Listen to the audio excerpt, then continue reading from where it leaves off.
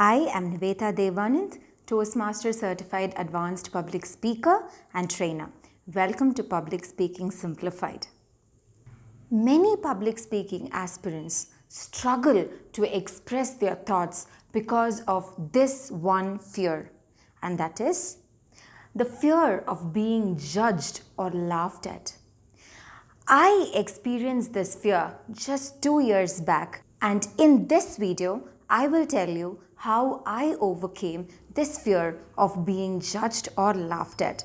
But before that, if you have not subscribed to my channel, please do so by clicking the subscribe button below and press the bell icon to get notified about all my upcoming videos. So, like most of us, I have my relatives and friends staying in the US. And I have seen pictures of the country in Facebook and WhatsApp, but there's nothing like the experience of being physically present, right? So right after college, after completing my BE, I took a 6 months break and visited the US. It was my first time there and I was so excited.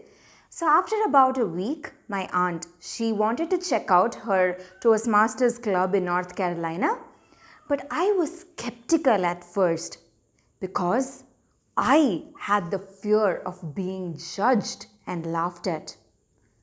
But why did I have that fear? One, because everybody there had an obviously fair complexion and I was doubtful about my skin color. Second, because all of them there were wearing frocks and skirts and I was wearing a kurti with a pant. And the third reason, the most important reason being, I was afraid of my slang because I was doubtful whether people would be able to understand what I am telling. So after a long train of thoughts, I signed up for it. This fear that I had was after I was 5 years into Toastmasters, after seeing the audience more than 50 times, winning contests and competitions, but I still had the fear of being judged. But anyways, I went ahead and signed up for it. So my aunt, she took me to the Peakway Toastmasters Club in North Carolina. And she was sweet enough to introduce me to most of the members of the club. But guess what? She forgot to introduce me to the most important person of the day, the Table Topics Master. So Table Topics is just like an impromptu session or just a minute where a topic is given on the spot and anybody could be called to address that particular topic for 1 or 2 minutes. So that's how it works. And the meeting started. During the impromptu session, most of the topics that were given were Greek and Latin to me. So I spent most of my time gazing at the people, looking at their way of dressing. And frankly, I was also checking out this handsome and smart American guy who was seated right in front of me. Okay, let's not get into the details right now. But just when I was doing all of those, the Table Topics Master, she called me. She said, okay, now it's your turn to talk about this topic. And the question goes like this. So let's say you are driving from Arbordale Court to Montelina Place. You are late for the meeting, so obviously you can't take the 210 road. So what is the shortcut that you would be taking? I swear, I really did not understand a word of what she was telling. I looked at her as if I saw a ghost. I dragged myself through the pathway to the dais and I gave an awkward stare to everybody that was seated right in front of me because I did not know what I was going to talk. And somehow I pushed myself to convey something. And this is exactly what I spoke. Let me show it to you. Hello Toastmasters, and thank you so much Table Topics Master for that wonderful topic, but I must tell you that I really don't know the answer for that question because this is my first time here in the US and the only 210 I know is the one in the clock, the time of course. And I am in my vacation right now, so what I would be doing at this time of the hour? Of course, I would have had my lunch and I would be winding myself down with a book, or I would be searching some series in the Netflix. Now I look at the timer to see if my 1 minute is done. God, but no, I still had 30 seconds to talk and I had no idea what I'm going to talk. So again, I pushed myself and then I said, it's been 1 week since I have come to the US and I'm loving it already. But everything is new to me, the people, the way of dressing, and of course the way the roads are named. So thank you so much for the opportunity, but I promise Madam Table Topics Master that next time I will make an effort to tell you the right answer for this question.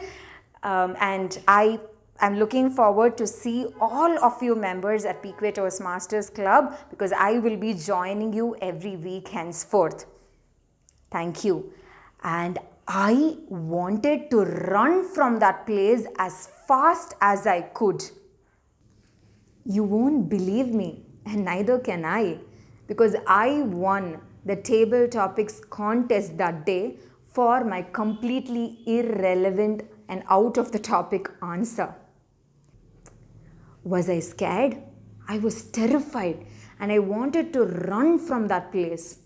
But the only thing that I did was I tried to accept the situation that I was put in and took a slightest effort to make the maximum possible out of that situation. That's all. Nothing fancy, nothing great, just that. And you saw what that simple thing did to me. See, we always find excuses telling that maybe tomorrow, some other time, if I know the answer for the topic, then I will talk about it. And we keep postponing things one after the other. But sometimes all that we need to do is just accept the situation we are put in and take the slightest effort that is possible. Because, see, public speaking is all about getting there and conveying something. Nobody is expecting you to tell a 10 on 10 answer, and they are not looking with a magnifying glass seeing what mistakes you're making, because everybody knows how difficult it is to get onto the dais and say something, right? So next time you have this feeling of being judged or laughed at, remember that it is completely normal. Every public speaker would have faced this at least once in their public speaking journey.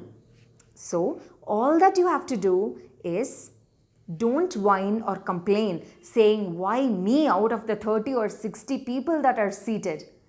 Just try accepting the situation and make the slightest possible effort, even if it means to get up from your place, go to the dais, thank the person for the opportunity and tell them maybe some other time. It is still fine because you took that smallest yet the biggest step of the public speaking journey. So I hope my experience in this video would have helped at least some of you to overcome your fear of feeling judged or laughed at, because you know exactly what you should do, right? Okay, so if you like this video, don't forget to press the like button, and please do support me in taking this to the right people who need help in overcoming their fear of public speaking and who needs help in fine-tuning their public speaking skills. Stay tuned for my next video. Take care and bye.